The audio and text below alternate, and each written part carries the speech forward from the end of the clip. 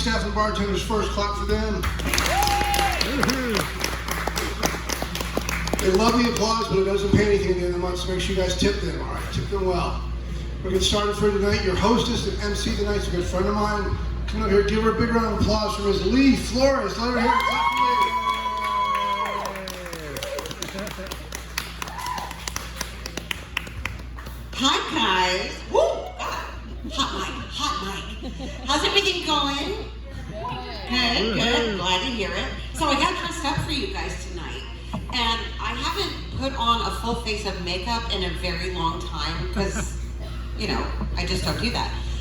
But I did for y'all, and I feel like I'm a little bit embalmed, but but it's working. So let's just go from there.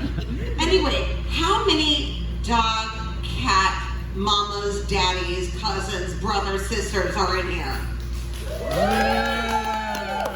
All right, so I just got a dog a couple of months ago, and her name is Saffron, like the spice.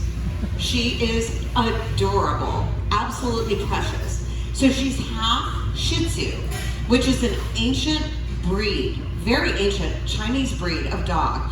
They were raised to be alert dogs for emperors. So she's half that. It's like a little lion, adorable. But then she's also half Yorkshire Terrier, which is basically some kind of crazy, messed up in the head, insane, Peaky Blinders, crazy little dog who just wants to chomp everything down. Yeah. So anyway, we love her a lot. And the thing that I remember, though, I haven't had a dog for a few years. And when we got Sappy, I recall, you know, one thing I really hate is picking up dog poop. Not a favorite, but at the same time, she's a little dog. You know, she's tiny. So my friend Laura has an absolutely beautiful, big golden retriever. And one time I was out walking with her, and she had to pick up after him.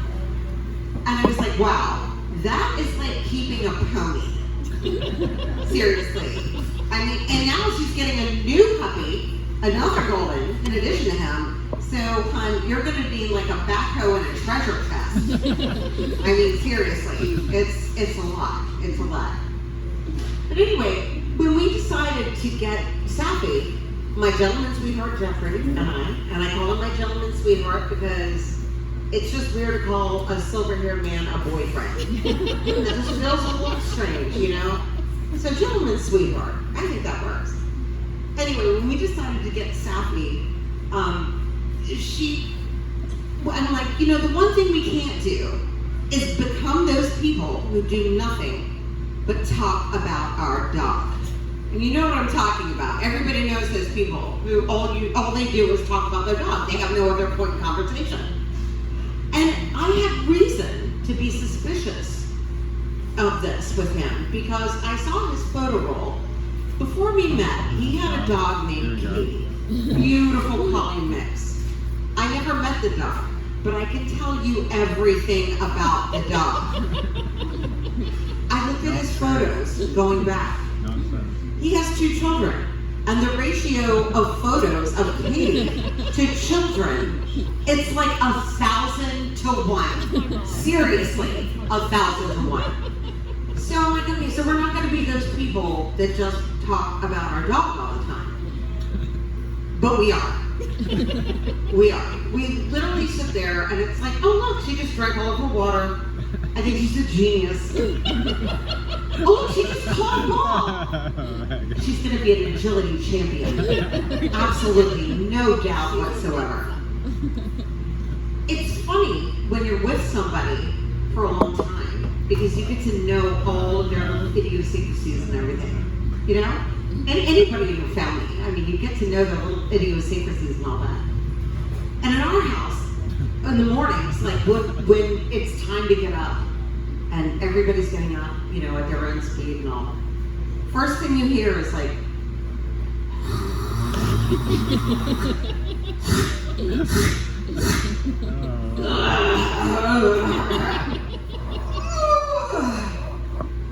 and then Jeffrey wakes up. So, kind of thing. But you know, I mean, we have a really good time and all that. But you know, you learn those things about each other. Like one thing with me and Jeffrey, today we just went, this is Jeffrey right here, by the way, if you all want to know who I'm talking about. This lovely silver fox right here. So, we went and got our hair done this morning because, again, I had to look pretty for y'all, do my best.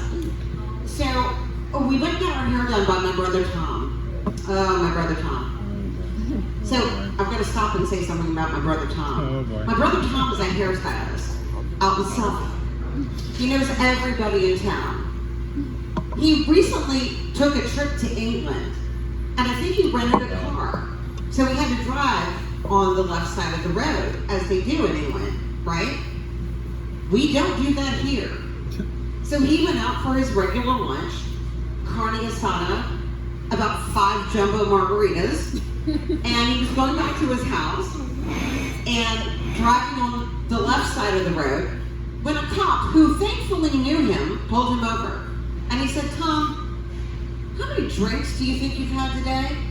And he said, I don't know. I'm an alcoholic, not a mathematician." Seriously. Good answer, if I would get the rest of us off. But anyway. So we went and saw Tom today. We got our hair done because, for one thing, with Jeffrey, he has these 3 stages of hair. So one is cool British rocker. The second one is Nutty Professor, where it starts getting a little weird. And the third one is old lesbian. So it's at that point that he needs a shear. Yeah. And there's this other thing with us where I don't know if it's long COVID or if it's a man thing or if it's just him getting older, but I have noticed in the last couple of years, he yells at the TV all the time. I seriously will walk in the house and it's like he's fighting with somebody on the television.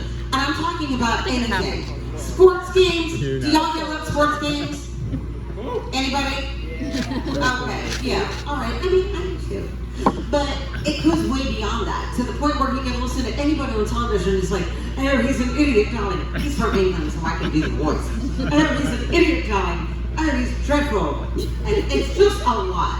Anyway, but, you know, we love Halloween. We really love Halloween. Do you guys like Halloween? Do y'all pick it up for Halloween? Yeah. Okay. Well, let me ask you a question. What is the strangest thing anybody here ever got in their trick-or-treat bag? Drugs. Drugs? Alright. Okay, I never got those. But it's very strange, the stuff that people will put in your trick-or-treat bag. I mean, I remember as a kid, like there was this weird man on our street, Mr. Livesey. He hated kids and he hated ducks even more. And he would run them all off his yard. And he'd go out with a stick and he'd wear like black socks and dress shoes while wearing shorts and a wife beater. It's really strange. And he'd run out and he's like, "Get away, yeah, yeah." We were scared to death of him. But we'd go to his house for Halloween because, you know, beggars can't be choosers. I mean, you're going to try to get with him again.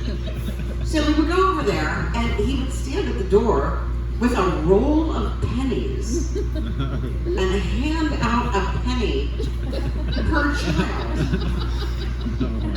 One time we went to the witch house in our neighborhood. Did y'all have a witch house in your neighborhood? Yeah. Everybody's got a witch house in their neighborhood. Anyway, it was overgrown. Everybody was scared to go there. And we went there and I held out our trick-or-treat bags, and these ladies were very angry that we were there.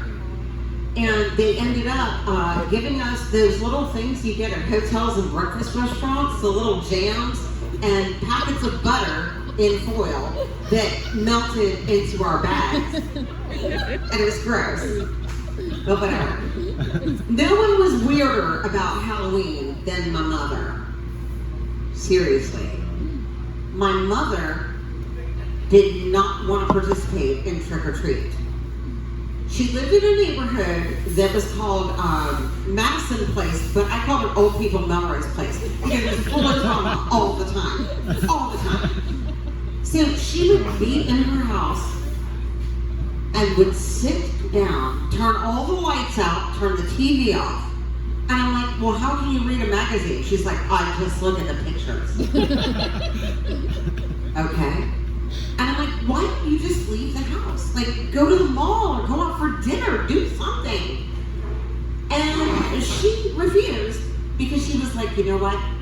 I think one of those kids is gonna trick me. And I'm like, Mom, you live in North Suffolk. It's a very nice neighborhood. There are not many kids. It's mostly old people. What do you think is gonna happen? I don't know. If I don't give them candy, they'll throw a brick through my window. I mean, oh my God. And they might throw a Molotov cocktail. I'm like, oh Jesus, whatever. Anyway, so Jeffrey and I were talking about Halloween the other night, and he was telling me how to get rid of the Halloween wankers. By the way, that is a term you should all know. Halloween wankers. And a Halloween wanker is somebody who comes up. One time I had Halloween wankers at my house. There was this boy, he was like 18, and he came up to the door. And my daughter Mary, who's also here, was like, Mom, they've been here twice already. You can't give them another single dumb lollipop. I'm like, okay, I got it. So they weren't dressed in costumes. They just were coming at the door with like one little kid and like 6 adults. Have any of y'all ever had that?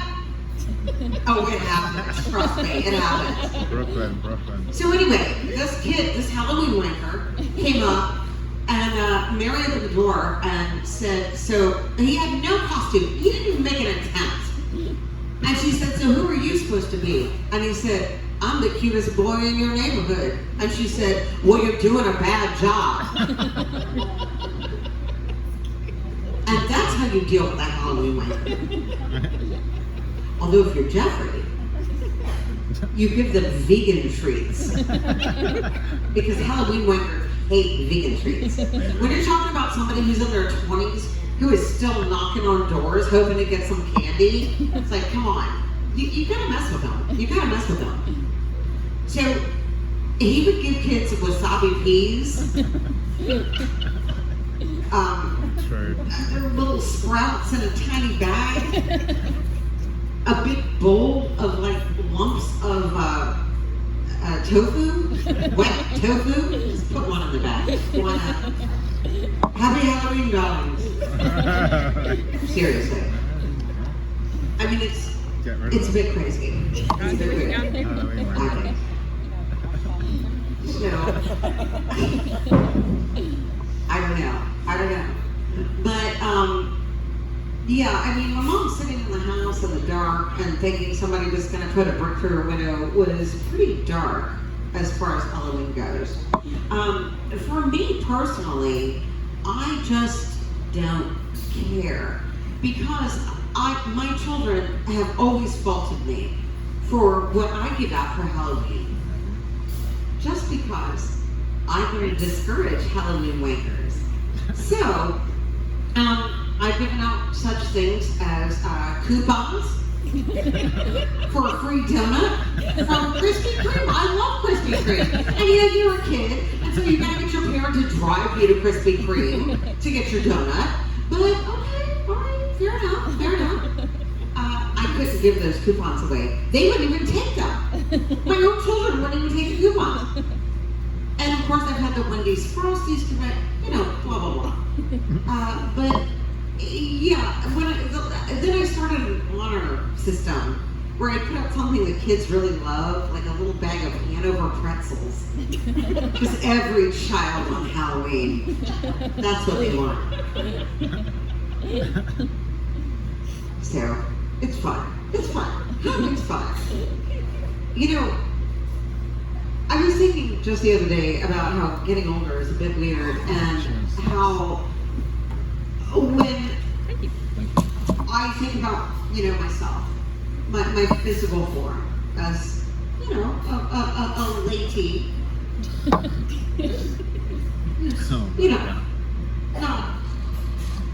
youngster. Yeah. It's supposed to be good.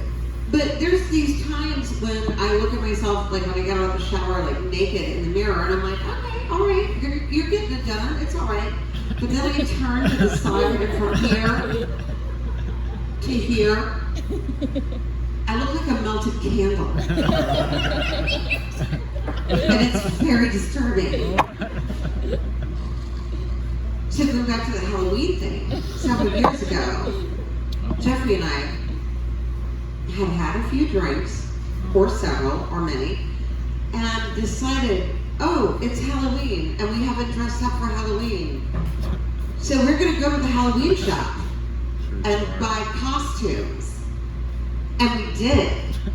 And he bought like a Harry Potter costume, so people just thought he was like a professor or something walking around. And I bought what I now refer to as a slutty Hermione costume. And it looked like a sausage casing with a necktie. It was quite bad. It was quite bad. Yeah, so it's fun. It's all good, really. So Halloween is just such a crazy thing to me, and I love it and I hate it at the same time.